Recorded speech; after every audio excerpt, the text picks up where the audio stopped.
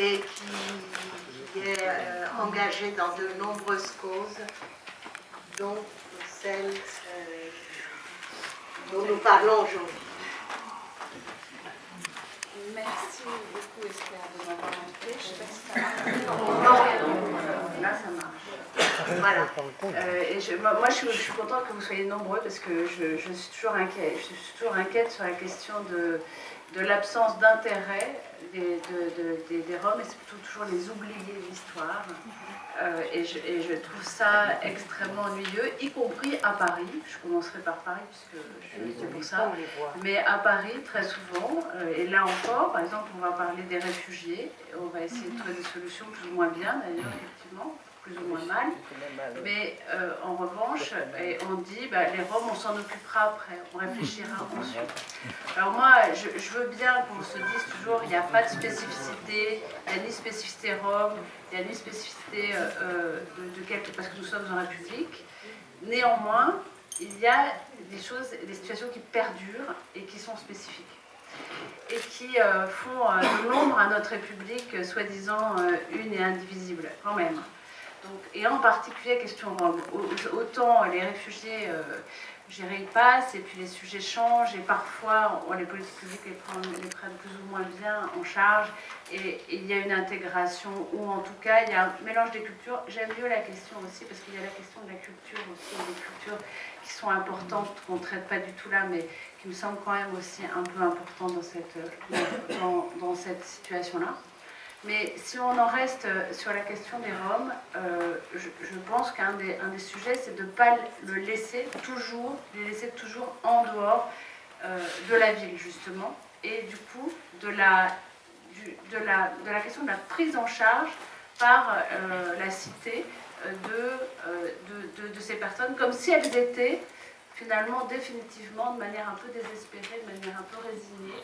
Elles seront là, elles seront toujours en train de faire la Manche. À Paris, c'est plutôt la question de la Manche, c'est plutôt des situations, on en a eu dernièrement, on en a quelques-uns, mais c'est très peu des bidonvilles. La plupart du temps, c'est des familles dans la ville qui sont à quelques-uns en train de faire la Manche de manière effectivement plus ou moins saisonnière et qui repartent.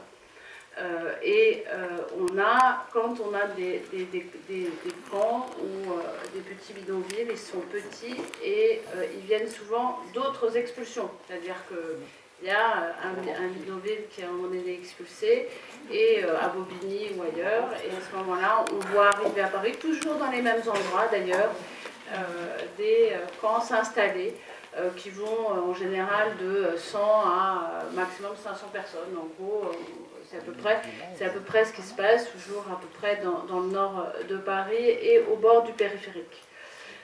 Donc évidemment dans des endroits où personne n'aurait envie de vivre a priori de manière spontanée, mais où il reste un petit peu de place dans Paris.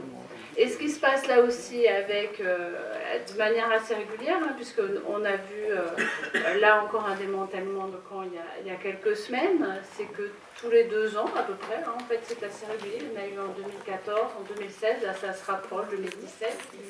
Tous les 2 ans, on a de nouveau une expulsion, avec le fait que les gens font depuis 2012, soi-disant, l'objet d'un diagnostic social, plus ou moins bien fait, faut quand même dire, et qui surtout, même s'il est bien fait, parce qu'après on peut toujours réfléchir à ce que c'est qu'un bon diagnostic social, eh bien aboutit à des hébergements de fortune, souvent très lointains de Paris, souvent qui réisolent les familles, voire les personnes, et qui font que la plupart du temps, ça conduit à un échec complet, à la fois en termes d'hébergement simple, finalement les gens n'y vont pas ou en partent tout de suite, et surtout en termes de réflexion sur l'insertion dans la ville, c'est-à-dire le travail qui commence à être fait avec les personnes est finalement complètement mis à mal, et en particulier on parlait des enfants scolarisés.